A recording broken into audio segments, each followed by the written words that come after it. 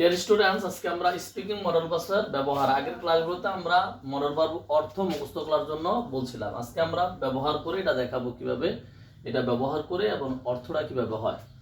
তাহলে এক নম্বর হলো can. Can plus verb one, যেটা হলো পারা। এটা ক্রিয়া মানে কাজ প্লাস পারা। কুড প্লাস ভার্ব ওয়ান, কাজ প্লাস পারতাম, ভবিষ্যৎ সামর্থ্য। Will be able two plus verb one, কাজ প্লাস পারবো, ভবিষ্যৎ অর্থে। মে অথবা মাইট প্লাস ভার্ব ওয়ান, কাজ প্লাস পারার সম্ভাবনা অর্থে। শুড প্লাস ভার্ব ওয়ান, কাজ প্লাস উচিত। এখন তাদের সহজ আমরা জানি কেন তো পারা, কুড তো পারতাম, উইল বি এবল টু পারবো, মে মাইট আর হলো আমাদের হলো পারা, শুড মানে উচিত। এখন আমরা কিছু এক্সাম্পল নিয়েছি, যেমন আই ক্যান স্পিক। এখন আমরা জানি স্পিক অর্থ হলো কথা বলা। তাহলে স্পিক যদি বলি, আমরা জানি আমি কথা বলতে পারি, আমি কথা বলতে পারি। তো কথা বলার সাথে কি যোগ হয়েছে? পারি যোগ। তাহলে ক্রিয়ার সাথে, তাহলে কাজের সাথে কি যোগ হয়েছে? পারা যোগ হয়েছে।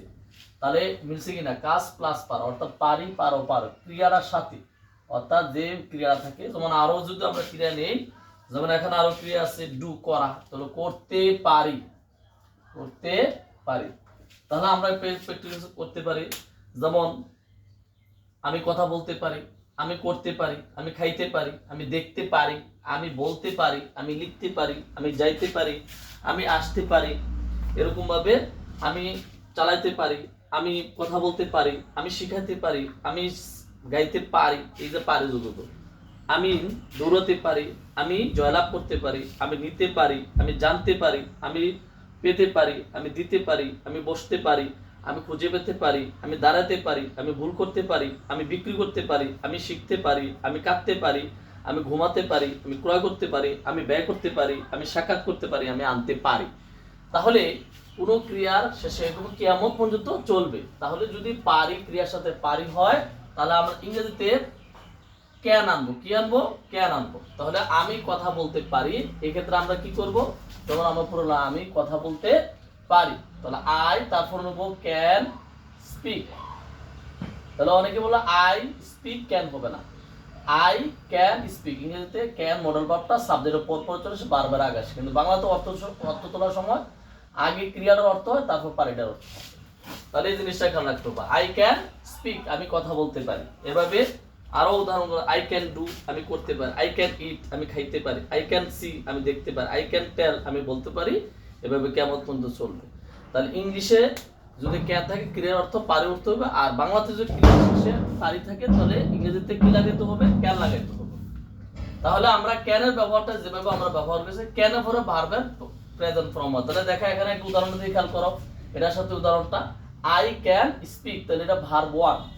তাহলে বোঝা গেল এটা গ্রামারটা হলো যে ক্যানের পরে আমরা ভার্ব ওয়ান প্রেজেন্ট ফর্ম বসাবো, ভার্বের তিনটা ফর্ম আমরা প্রেজেন্ট ফর্ম বসাবো। তাহলে আমরা জিনিসটা ক্লিয়ার হবে। এখন আসো কুড। এখন কুডটা কিভাবে ব্যবহার করবে? এখানে অনেকগুলো ক্রিয়া আছে, do, eat, see, tell, write, go, come. তার আগে আমরা বাংলাতে একটা উদাহরণ, আমি, যেহেতু আমরা বলছি ক্রিয়া খাওয়া ক্রিয়াটা শেষ পর্যন্ত, আমি খাইতে পারতাম, আমি খাইতে পারতাম, এই যে পারতাম যোগ হইছে। তাহলে ক্রিয়ার সাথে তে পারতাম যোগ হইলেই তখন আমরা কুডটা নিয়ে আসবো। তাহলে আই, তাহলে ধরতে পারতাম হলো কুড, তারপর খাওয়া ইংরেজি আই কুড ইট। তাহলে বোঝা গেল যে কুডের পরে ভার্ব ওয়ান হয়। তাহলে কুডের পরে তে পারতাম, তাহলে কুডের পরে ভার্ব। ইংরেজি বাংলাতে কিভাবে বুঝবো? তে পারতাম। যেমন আরো কিছু উদাহরণ, আমি করতে পারতাম, আমি খাইতে পারতাম, আমি দেখতে পারতাম, আমি বলতে পারতাম। এই যে এখানে নিচেরগুলো ক্রিয়াগুলো আছে, আমি বলতে পারতাম, আমি লিখতে পারতাম, যাইতে পারতাম, আমি আসতে পারতাম। এরপর বাংলাতে ইংলিশ হলো I could do, I could eat, I could see, I could tell, I could write, I could go, I could come, I could drive, I could speak, I could teach, I could sing.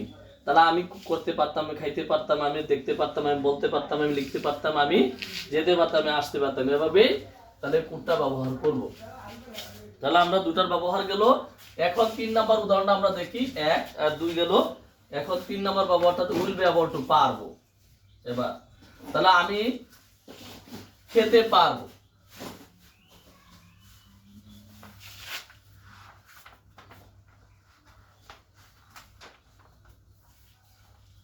তাহলে আমি খেতে পারবো, একটা হলো পারতাম, পারি, পারবো, ভবিষ্যৎ দিয়ে যে ব থাকবে। তো তে পারবো ক্রিয়ার সাথে থাকলে আমরা কি দিব, এখানে লেখা আছে কাজ প্লাস পারবো ভবিষ্যৎ অর্থে আমি খেতে পারবো। তাহলে আমরা বলতে পারি I will be able to eat. তাহলে উইল বি এবল টুটা যোগ হয়েছে তে পারবোর জন্য।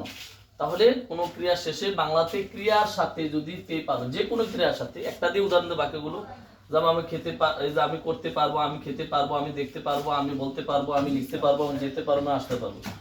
I will be able to do, I will be able to eat, I will be able to see, I will be able to write, I will be able to go, I will be able to go, I will be able to come। এভাবে কি হবে, will able to টা ব্যবহার হবে। তাহলে এটা গেল। তারপরে আমরা যা বলবো উইল বি এবল টু ব্যবহার করে চলে যাব হলো মে এবং মাইট।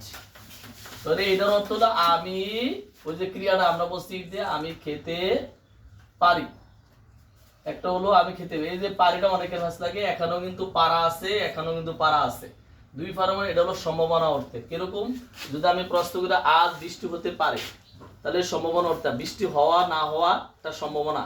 যেমন আমি যদি প্রশ্ন করি তুমি কি কাল আসবা, তবে বলো হ্যাঁ আমি আসতে পারি, আসতে পারি, এটা কিন্তু সম্ভাবনা, এর শিউর না যে আসবে। তাহলে যে ক্রিয়ার সাথে পারি ব্যবহার হয়, বাংলাতে পারি দেখে কিন্তু ভাবের দিক থেকে এটা কি সম্ভাবনা অর্থ বোঝায়। তাহলে আমি খেতে পারি এখানে বুঝাবো কি, যে আমি যদি তুমি খাইতে পারো কিনা, এখন অসুস্থ ছিল রুগীটার জন্য আমরা বলি, রুগী অসুস্থ, রুগীটার জন্য বলি তুমি কি এখন খাইতে পারো, হ্যাঁ আমি এখন খেতে পারি, ঠিক আছে নি, তখন এটা হ্যাঁ পুরোপুরি হলো আই মে ইট। এটার মধ্যে একটা ভাষা আছে আই ক্যান ইট, এটা হলো দুটোটাই সঠিক, কিন্তু এটা সম্ভাবনা অর্থ বোঝাবে, আর এটা হলো মানে হলো সামর্থ্য অর্থ বোঝাবে। এই জন্য ক্যান এবং মে একই অর্থ হলেও ক্রিয়ার সাথে পারি থাকবো, কিন্তু বুঝে দিতে হবে। এটা নিয়ে আরেকদিন স্পষ্ট ক্লাস করবে। আবার সুরটা কিন্তু আরো সহজ, যেমন আমার খাওয়া উচিত, আমার খাওয়া উচিত, তাহলে ক্রিয়ার সাথে কি উচিত ব্যবহার হয়। তাহলে আমার খাওয়া উচিত, তারপরে আমার করা উচিত, আমার দেখা উচিত, আমার বলা উচিত, আমার লেখা উচিত, আমার যাওয়া উচিত, আমার আসা উচিত। এভাবে ক্রিয়ার সাথে উচিত থাকলে আমার ইংরেজি তখন মাই হবে না, আর শুড হইব আই শুড, তারপরে খাওয়া ইংরেজি ইট। এভাবে ক্রিয়া নিতে হবে আই শুড ইট। তাহলে আমরা বুঝলাম কি, তাহলে আমরা যদি বলি আই ক্যান ইট, আমি খেতে পারি, আই কুড ইট, আমি খাইতে পারতাম, I will be able to eat, আমি খেতে পারবো, আই মে ইট, আমি খেতে পারি, বা আই মাইট ইট, আমি খেতে পারি, আই শুড ইট, আমার খাওয়া উচিত। এভাবে এক্সারসাইজ, এই ক্রিয়া দিয়ে এক্সারসাইজ করবা, যত ক্রিয়া আসে can, could, will be able to, may, might, should, তাহলে বাক্যের সাথে ক্রিয়ার সাথে এভাবে ব্যবহার করতে। তাহলে মডেল ভার্ব পরে বার বর্ণহার, বাংলাতে আগে ক্রিয়াটা হয়, তারপরে গিয়া তোমার মডেল ভার্ব অর্থ হয়, এভাবে ব্যবহার করতে হবে। আশা করি এই আজকে যে 5টা ব্যবহার করেছি তোমরা বুঝতে পেরেছ। কোনো প্রশ্ন থাকলে তোমার কমেন্ট বক্সে কমেন্ট করে তোমরা জানাইবা। ধন্যবাদ আজকে এই পর্যন্ত। আল্লাহ হাফেজ, বেস্ট অফ লাক, সুস্থ থাকো, ভালো থাকো।